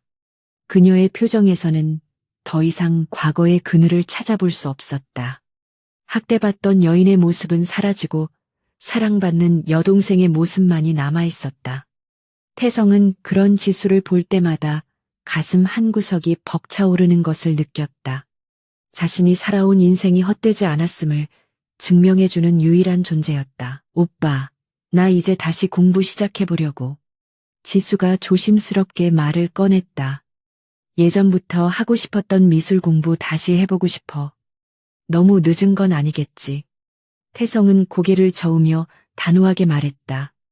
늦은 게 어디 있어. 네가 하고 싶은 건 뭐든지 해. 유학을 가고 싶으면 보내줄 것이고 갤러리를 열고 싶다면 지어줄게. 돈 걱정은 하지 말고 네 꿈만 생각해. 태성의 전폭적인 지지에 지수의 눈가가 촉촉해졌다. 고마워, 오빠. 정말 고마워. 나 오빠한테 부끄럽지 않은 동생이 될게. 그날 오후 태성은 지수를 데리고 교회에 있는 공원 묘지로 향했다. 부모님이 잠들어 계신 곳이었다. 10년 만에 온 가족이 다시 모이는 자리였다. 태성은 검은색 정장을 단정하게 차려입었고 지수는 하얀 원피스를 입고 품에 국화꽃을 안고 있었다. 묘지로 올라가는 길은 벚꽃잎이 깔려 있어 마치 꽃길을 걷는 듯했다. 태성은 지수의 손을 꼭 잡고 걸었다. 그녀의 손은 이제 따뜻하고 부드러웠다. 부모님의 묘비 앞에 선 두 사람은 말없이 묵념했다. 비석에 새겨진 부모님의 이름이 햇살을 받아 반짝였다. 태성은 준비해 온 술을 따르고 지수는 꽃을 내려놓았다. 엄마, 아빠, 저 왔어요. 지수가 울먹이며 입을 열었다. 너무 늦게 와서 죄송해요. 그동안 많이 보고 싶었어요. 지수는 참았던 눈물을 터뜨리며 비석을 쓰다듬었다. 10년의 세월 동안 사무치게 그리워했던 부모님이었다. 힘들 때마다 엄마 아빠를 부르며 울었던 밤들이 주마등처럼 스쳐 지나갔다. 태성은 지수의 어깨를 감싸 안으며 묘비를 향해 말했다. 아버지 어머니 약속 지켰습니다. 지수 찾아서 데려왔습니다. 이제 다시는 잃어버리지 않겠습니다. 제가 목숨 걸고 지키겠습니다. 태성의 목소리는 떨리고 있었지만 그 안에는 확고한 의지가 담겨 있었다. 그는 부모님 앞에서 다시 한번 맹세했다. 자신의 모든 것을 바쳐 동생의 행복을 지켜주겠노라고. 바람이 불어와 묘비 주변의 꽃잎들을 춤추게 했다. 마치 부모님이 그들을 반겨주는 듯했다. 지수는 한참을 울고 나서야 진정된 듯 눈물을 닦았다. 오빠, 나 이제 안 울 거야. 엄마 아빠도 내가 행복하게 사는 걸 원하실 테니까. 씩씩하게 살 거야. 지수는 태성을 보며 맑게 웃었다. 그 미소는 태성이 기억하고 있던 10년 전 어린 지수의 미소와 꼭 닮아 있었다. 태성은 지수의 머리를 쓰다듬으며 말했다. 그래, 우리 이제 행복해지자. 지난 일은 다 잊고 앞만 보고 가는 거야. 두 사람은 묘지를 내려오면서 많은 이야기를 나누었다. 어릴 적 추억부터 앞으로의 계획까지 대화는 끊이지 않았다. 태성은 지수의 이야기를 들으며 자신이 놓쳤던 동생의 시간들을 하나씩 채워나갔다. 지수는 태성에게 회사 일은 너무 무리하지 말라며 잔소리를 하기도 했다. 천하의 강태성 회장이 동생의 잔소리에 쩔쩔매는 모습은 동철과 경호원들에게 신선한 충격을 주었다. 하지만 그 모습은 그 어느 때보다 평화롭고 인간적이었다. 서울로 돌아오는 차 안에서 태성은 창밖을 바라보며 생각에 잠겼다. 흑룡파가 사라진 인천은 금성그룹의 관리하에 안정을 되찾고 있었다. 불법적인 사업들은 정리되었고 합법적인 물류 사업이 자리를 잡아가고 있었다. 태성은 이제 어둠의 세계에서 완전히 손을 떼고 양지의 사업가로서 입지를 굳히려 했다. 그것이 지수에게 떳떳한 오빠가 되는 길이었고 부모님께 속죄하는 길이었다. 물론 과거의 업보가 완전히 사라지지는 않겠지만 그는 평생을 바쳐 갚아나갈 생각이었다. 오빠, 무슨 생각해? 지수의 목소리가 태성을 현실로 불러왔다. 태성은 지수를 돌아보며 미소 지었다. 그냥 우리 지수 유학 가면 오빠가 심심해서 어쩌나 하고. 지수는 까르르 웃으며 말했다. 주말마다 비행기 타고 오면 되잖아. 오빠 돈 많다며. 태성은 너털 웃음을 터뜨렸다. 그래, 전용기라도 한 대 사야겠네. 차 안은 웃음소리로 가득 찼다. 며칠 후 태성은 집무실에서 마지막 남은 김민재 관련 서류를 소각했다. 화로 속에서 타오르는 불꽃을 보며 그는 김민재라는 존재를 자신의 인생에서 완전히 지워버렸다. 그놈은 탐욕과 오만으로 인해 스스로 파멸을 자초한 어리석은 인간의 표상이었다. 태성은 재가 되어 사라지는 종이 조각들을 보며 씁쓸함을 느꼈지만 후회는 없었다. 악을 처단하는 것은 정의가 아니었을지 몰라도 동생을 지키기 위한 최선의 선택이었다. 회장님 지수, 아가씨 미술학원 등록 마쳤습니다. 그리고 경호팀도 눈에 띄지 않게 배치했습니다. 동철이 보고했다. 수고했어. 그리고 재단 설립건은 어떻게 되어가고 있지? 태성은 고아들과 학대받는 여성들을 돕기 위한 복지재단 설립을 추진하고 있었다. 지수와 같은 아픔을 겪는 사람들이 없기를 바라는 마음에서였다. 실무진이 구성되었고 다음 달이면 출범할 수 있을 것 같습니다. 동철의 대답에 태성은 만족스러운 듯 고개를 끄덕였다. 퇴근길 태성은 지수가 다니는 미술학원 앞으로 마중을 나갔다. 캔버스를 든 학생들이 쏟아져 나오는 가운데 지수의 모습이 보였다. 그녀는 또래 친구들과 어울려 밝게 웃으며 걸어 나오고 있었다. 평범한 20대 여성의 일상. 그것이 태성이 그토록 지켜주고 싶었던 풍경이었다. 지수는 태성의 차를 발견하고 손을 흔들며 뛰어왔다. 오빠.